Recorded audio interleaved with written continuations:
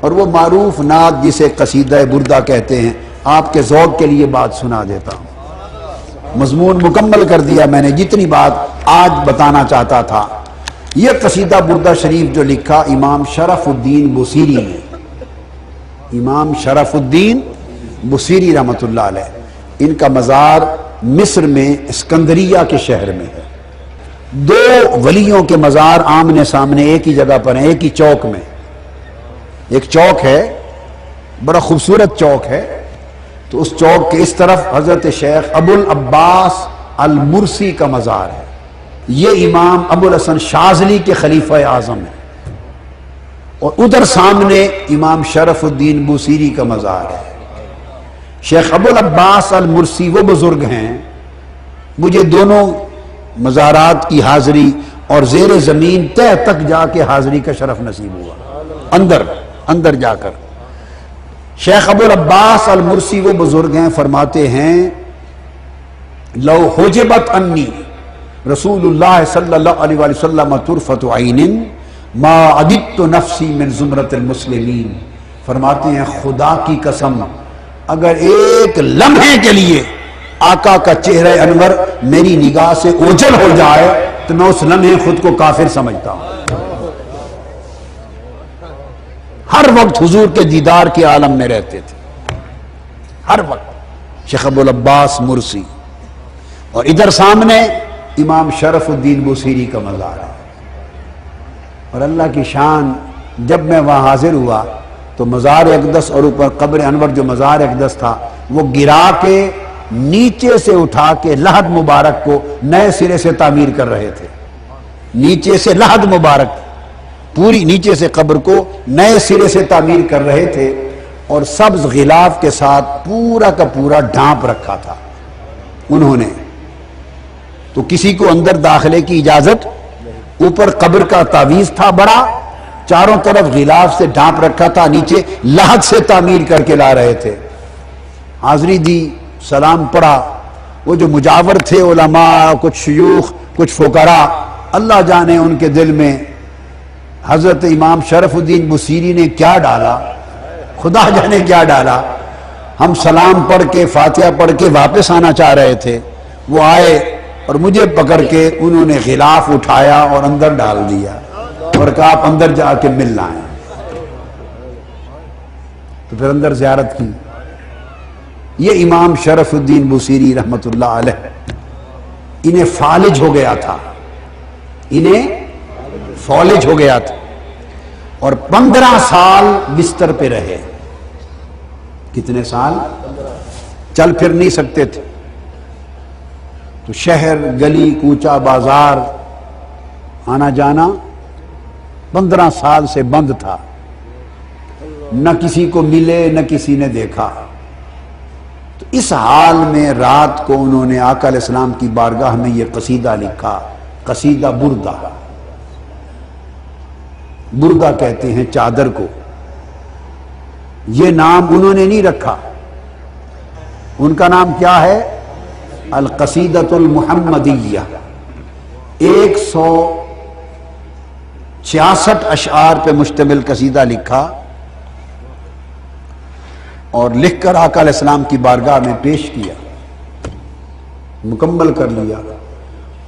اور چونکہ مفلوج تھے تو بیڈ پر ہی تھے، رات کو آقا علیہ السلام خواب میں تشریف لائے، اور آقا علیہ السلام نے فرمایا بصیری ہمیں وہ قصیدہ سنا دے۔ تو عالم خواب میں آقا علیہ السلام کی مجلس میں بیٹھ کے حضرت بصیری نے وہ قصیدہ پڑھا۔ جب قصیدہ پڑھا تو حضور خوش ہوئے۔ آقا علیہ السلام کا معمول تھا، ایک دو صحابی اور بھی نعت خوان تھے حضور کے، نعت پڑھتے ہوئے حضور خوش ہوئے تو آپ نے اپنی چادر اتار کے اس کو پھینک دی تھی، دے دی تھی چادر اتار کر۔ رات کو عالم خواب میں قصیدہ سنا، قصیدہ سن کے جب آقا علیہ السلام خوش ہوئے اپنی چادر عطا کر دی، چادر عطا کر دی۔ بصیری چادر کو بردہ کہتے ہیں، تو حضور کی چادر سے اس قصیدہ کا نام قصیدۃ البردہ پڑ گیا، چادر والا قصیدہ۔ آقا علیہ السلام نے دست یک دست پھیرا، اور خواب میں شرف الدین بصیری کو شفا یاب کر دیا، خواب میں شفا یاب کر دیا۔ صبح اٹھے تو ان کا خیال تھا کہ خواب میں حضور نے دست اقدس پھیرا تھا، شفا یابی تو خواب کی بات ہے، اب وہ ظاہری صحت تندرستی تو نہیں ہوگی، دیکھوں تو صحیح۔ اٹھ کے کوشش کی تو اٹھ کے بیٹھ گئے، قدم رکھا تو چل پڑے۔ 15 سال سے جو فالج تھا، رات دست مصطفیٰ کی برکت سے شفا یاب کرتا۔ صبح باہر نکلے، رات کی بات تھی، قصیدہ لکھا، خواب میں آقا کو پڑھ کے سنایا، شفا یاب ہو گئے۔ نکلے شہر سکندریہ میں، اپنے شہر میں بازار جا رہے ہیں، پیچھے سے گدڑی پوش ایک عاشق، ایک فقیر مجذوب آ رہا ہے، پیچھے سے اس نے آواز دی، بصیری۔ رک گئے، کس نے بلایا ہے؟ مڑ کے دیکھا تو دیکھا ایک فقیر ہے، مجذوب ہے، عاشق ہے، کھڑا بلا رہا ہے۔ اس کے پاس گئے، بصیری، قریب چلے گئے۔ جب قریب پہنچے تو آہستہ سے کہتا ہے، رات والا قصیدہ مجھے بھی سنا دے، مجھے بھی سنا دے۔ حضرت بصیری فرماتے ہیں، آپ کو کس طرح پتا ہے میرے قصیدے کا؟ اس نے کہا، خدا کی قسم، جب رات کو حضور کو سنا رہا تھا اور آقا جھوم رہے تھے، دور کھڑا میں بھی قصیدہ سن رہا تھا۔ بس اس قصیدہ بردہ کی پھر دھوم مچ گئی، شہرت ہو گئی۔